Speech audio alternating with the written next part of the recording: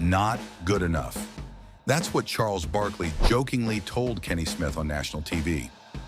But beneath the laughs was a deeper story: a college star, a top draft pick, and a two-time NBA champion.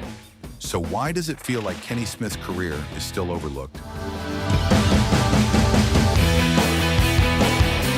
Let's talk about how the Jet went from high expectations to public disrespect, and why he deserves far more.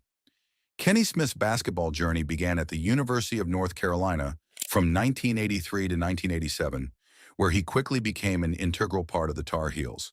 Playing alongside future NBA stars Michael Jordan and Sam Perkins, Smith showcased his all-around game across 127 college contests. His numbers were impressive, averaging 12.9 points, 2.2 rebounds, and 6.0 assists per game during his UNC career. Smith's college accolades speak to his impact. He earned consensus first-team All-American honors in his senior year, was named first-team All-ACC that same season, and received second-team All-ACC recognition twice before that. In his final college campaign, Smith elevated his game, posting an impressive 16.9 points and 6.1 assists per contest. By graduation, Kenny had set school records for total assists, 768, and steals, 195. These accomplishments set the stage for what many expected would be a standout NBA career. North Carolina consistently performed well during Smith's time, reaching the Elite Eight twice and the Sweet 16 once, though a championship remained elusive. The Sacramento Kings selected Kenny Smith as the sixth overall pick in the 1987 NBA draft. As a high lottery selection, expectations soared. The Kings viewed him as a potential franchise cornerstone. Smith immediately proved his worth, earning a spot on the NBA All-Rookie First Team after averaging 13.8 points and 7.1 assists per game. His sophomore season showed even more promise as his numbers jumped to 17.3 points and 7.7 assists per game. Adding to his rising profile, Smith participated in the 1990 NBA Slam Dunk Contest, finishing as runner-up to Dominique Wilkins. Despite the Kings' overall struggles, Smith became a popular figure among Sacramento fans, often serving as the team's primary offensive option and a key leader.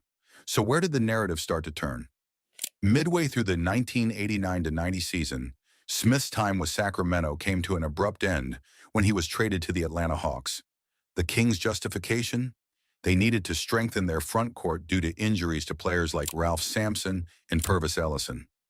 Management also believed the upcoming draft offered more talented guards than big men, influencing their decision to part with Smith.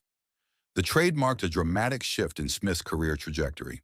Upon arriving in Atlanta, he experienced a role change, transitioning to a reserve position for the first time as a professional. Kenny primarily backed up team captain Doc Rivers during his brief Hawks stint. In just 33 games with Atlanta, Smith started only 5 times, and his scoring dropped to 7.7 points per game. The Hawks finished the 1989-90 season with a mediocre 41-41 record, missing the playoffs entirely. This significant reduction in Smith's role and statistical output highlighted how quickly perceptions can change in the NBA. Once viewed as a franchise cornerstone, he had become just another rotation player. This trying period would later become fodder for Charles Barkley's playful jabs decades later, often teasing Smith about never winning an NCAA championship despite playing with Jordan, adding to the narrative that somehow Smith's career hadn't lived up to expectations. But Kenny Smith's story was far from over. The trajectory of his career took a significant turn when he was traded, along with Roy Marble, to the Houston Rockets in exchange for John Lucas and Tim McCormick.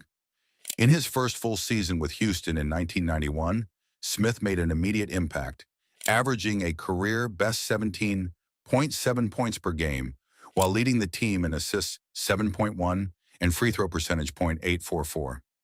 The Rockets achieved a franchise-best record of 52-30 that season, remarkably doing so even with superstar Hakeem Olajuwon sidelined for a significant portion due to injury. Smith's role as the starting point guard alongside Olajuwon, Otis Thorpe, and Vernon Maxwell formed the nucleus of what would soon become a championship contender. The pinnacle of Smith's playing career came during the Rockets' remarkable back-to-back NBA championship victories in 1994 and 1995. Throughout their playoff runs from 1992 to 1995, Smith consistently contributed, averaging 11.6 points and 4.3 assists, while shooting an impressive 4.56 from three-point range. Back then, fans needed cable to watch Kenny's playoff magic. Now, you've got FUBO. Catch all your favorite NBA and NCAA games live without the hassle. Click our link below to try FUBO today and never miss a clutch performance. One of the most memorable moments of Smith's career occurred in Game 1 of the 1995 NBA Finals against the Orlando Magic. Smith tied an NBA Finals record by sinking 7 three-pointers, including the crucial game-tying shot in the final seconds that forced overtime. This clutch performance demonstrated his value on basketball's biggest stage. While his playing time gradually decreased, particularly with the emergence of Sam Cassell, Smith remained a productive starter for the Rockets through the 1995-96 season. His ability to complement Olajuwon with scoring, playmaking, and three-point shooting proved instrumental to Houston's championship success. Kenny Smith's path intersected with Michael Jordan's early in their careers during their time together at North Carolina. Smith has often recalled his initial impressions of Jordan, noting that while MJ was incredibly dynamic, his ball handling skills as a freshman were a relative weakness.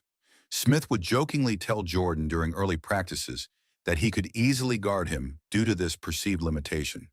However, Smith also vividly remembers the summer after their freshman year when Jordan returned to campus with dramatically improved ball handling abilities, a testament to Jordan's relentless work ethic.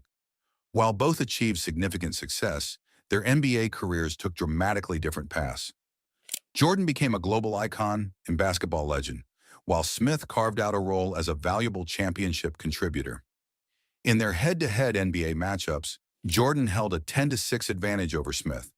When reflecting on their careers, Smith has often emphasized Jordan's unique ability to transform weaknesses into strengths, a quality that separated him from others. The contrasting trajectories of these college teammates highlight the different paths to success in professional basketball. Despite the differences in their career arcs, Smith found ways to win that many players, including some with flashier statistics, never experienced. His 2 championship rings speak volumes about his contribution to winning basketball, but his biggest impact might have come after he stopped playing. After retiring, Smith seamlessly transitioned into the world of basketball broadcasting, becoming a highly respected commentator. He is now a prominent figure on TNT's Emmy Award-winning show, Inside the NBA, where his insightful analysis and engaging personality have made him a fan favorite for decades. Additionally, Smith serves as an analyst for CBS Turner during the NCAA men's basketball tournament, further solidifying his status as a leading voice in basketball. His post-playing career underscores the value of his on-court experience and deep understanding of the game. The banter between Smith and Charles Barkley has become legendary, with Barkley often playfully teasing Smith about not winning an NCAA championship despite playing alongside Jordan. Yet through it all, Smith maintains his cool demeanor and thick skin, often getting the last laugh as one of the few analysts with championship rings. This dynamic highlights an important truth. Despite the jokes and perceived disrespect, Smith has succeeded at every level. His basketball legacy spans dominating at UNC, making an immediate NBA impact as a rookie, hitting clutch shots in the finals, and becoming one of the sport's most respected voices. Kenny Smith may not have had Jordan's dominance, but he's won at levels many players only dream about. The playful disrespect, even from friends like Barkley, misses the deeper truth. Smith was essential to one of the greatest championship runs in NBA history. So next time you hear Barkley laugh at the Jet, remember, some players talk the talk.